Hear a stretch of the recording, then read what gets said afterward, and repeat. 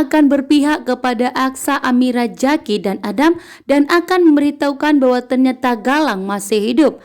Bahkan ternyata Galang dibalik semua ini. Galang yang mencoba untuk melenyapkan Pak Lian Bagaskara. Bahkan Reno akan memberitahukan kepada Jaki di mana tempat Galang saat ini. Dan saat ini pun Galang akan menjadi buronan.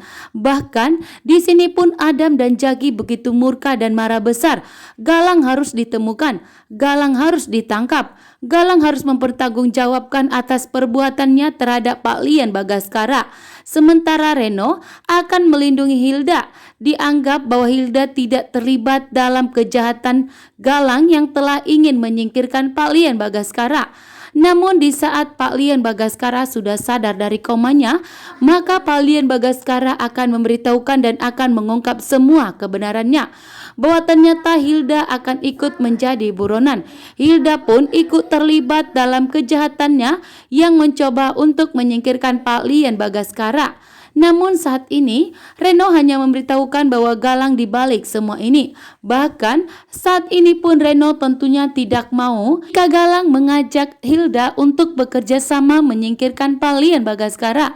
Bahkan saat ini pun Galang tentunya sudah tahu bahwa Hilda saat ini telah mendapatkan warisan dari Pak Lian Bagaskara.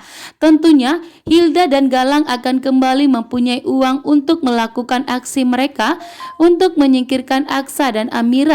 Bahkan saat ini Hilda pun sangat nekat ke rumah sakit untuk segera melenyapkan Pak Lian Bagaskara.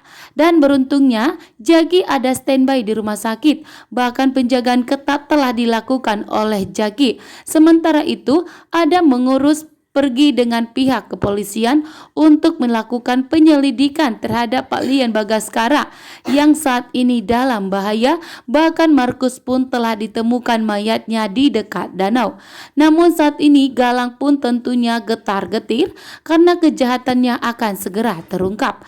Namun Galang meminta kepada Hilda untuk segera melenyapkan Pak Lian Bagaskara agar di mana Hilda dan Galang itu aman dari semua laporan dari Pak Lian Bagaskara.